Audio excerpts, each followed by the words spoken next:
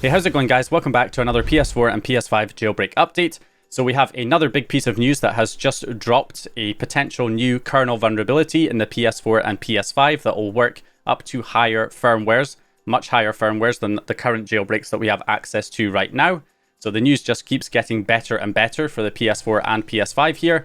So this was first put out by Zeko, where he linked to a pastebin showing the vulnerability here. And it's been later added to the PS4 and PS5 developer wikis with some more information. So it says 5.0 up to 12.02 on the PS4 has a double free due to AIO multi-delete function, which has improper locking, no CVE, but it's related to CVE-2022-23090.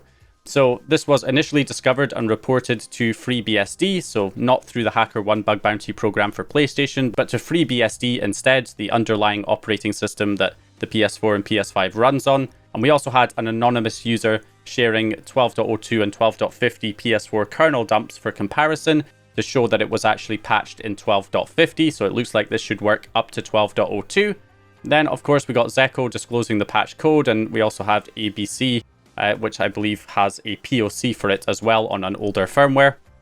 So pretty much confirming here from multiple sources that this is real, because there was some doubts that this was real for a short period of time because Zeko removed the original tweet and then brought it back about a day later.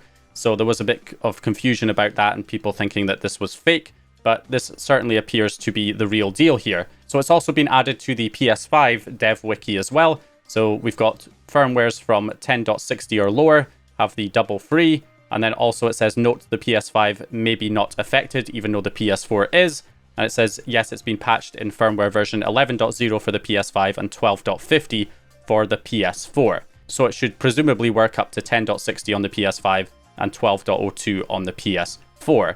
And now it says it may not be affected. It is being tested at the moment on PS5. PS5 does seem to have the vulnerability and it is kernel panicking. So I assume it will work on the PS5 as well at this time, but whether or not it can be turned into a working exploit on the PS5, that still remains to be seen. So how does this actually change the status quo of jailbreaking the PS4 and PS5?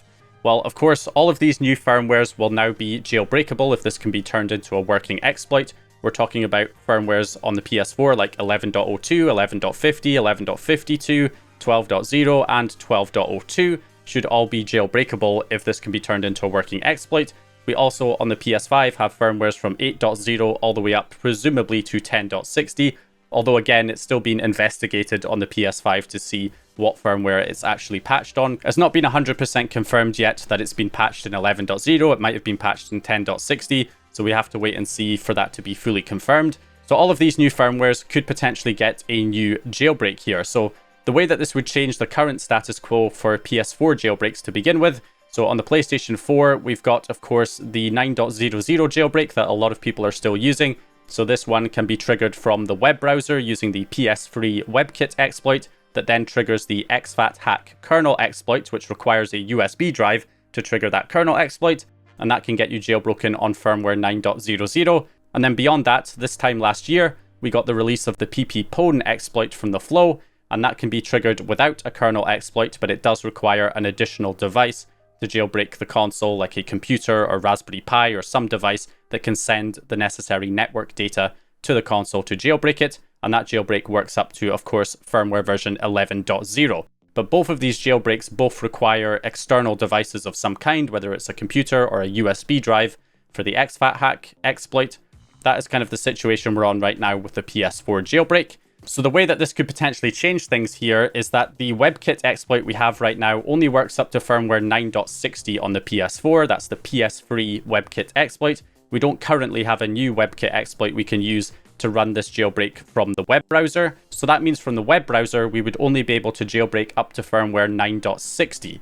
Now that's still good news for anybody on, say, 9.00 who's using the USB exploit, or who's on the pp-pwn exploit on 9.03 or 9.60, having to use another device to jailbreak your console. You could basically switch to this exploit, which would allow you to jailbreak the PS4 entirely through the web browser. So you'd be able to jailbreak just from the web browser, no additional devices required, up to 9.60, which would be a huge improvement for people on those other jailbreaks. But assuming that this jailbreak is going to be relatively stable, then you could switch to this to load it entirely from the browser with no external devices required, which would be a big improvement. Now, because we don't have a new web browser exploit on anything higher than 9.60, to jailbreak the higher firmwares up to 12.02, we would essentially need to pair it with the Lua exploit instead, which would allow us to chain this kernel exploit and run the jailbreak up to 12.02. So that would be the idea. The problem with the Lua exploit is it's not the most convenient exploit to get working, because you need to have one of these obscure Japanese games that's, I believe, only sold in the Japanese market, so you have to get them shipped internationally. They can be quite expensive because a lot of these games have gone up in price since they can be used to trigger an exploit. So that is unfortunately going to be required, plus you have to get a modified save file on there to actually run the exploit in the first place. So it's not the most convenient exploit to set up. Hopefully we will see a new WebKit exploit come out in the future that can be chained with this to get it working on higher firmwares from the web browser. But in the meantime, we will have to use the Lua exploit to trigger this kernel exploit on higher firmwares to jailbreak up to 12.02. And the list of games that are supported with the Lua exploit are listed here. So any one of these games, you could buy a physical copy of one of these games here so that you could trigger the jailbreak using it.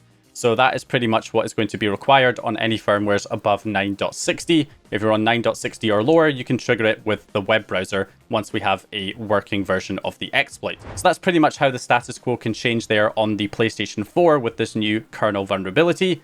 So in terms of the PlayStation 5, obviously the PS5 is more complicated. So the current state of PS5 jailbreaking, we have the UMTX kernel exploit, which is the latest kernel exploit we have for the PS5 right now. It can be triggered from the web browser up to firmware 5.50, and it can also be triggered from the Blu-ray exploit BDJ and the Lua exploit up to firmware 7.61. So assuming it works up to firmware 10.60 on the PS5, we again could use the Lua exploit to chain with this new kernel exploit to get an exploit up to 10.60. And then, of course, there is also the other one that the Flow reported a few days ago, or that was disclosed a few days ago on HackerOne, and that one works up to presumably 10.40. So if that one gets turned into a usable exploit, you'd have two different kernel exploits that you could run, one up to 10.40 and one possibly up to 10.60. So that's how things could change there on the PS5. But just to be clear, PS5 is more complicated. We don't have a hypervisor exploit on these higher firmwares, which means it's not going to be a full jailbreak. It's going to be a partial jailbreak with a lot of restrictions until something like K-Stuff can be ported for these higher firmwares. And that's if it can even be ported, because Sony might have implemented new security measures in these higher firmwares to prevent something like K-Stuff from being implemented.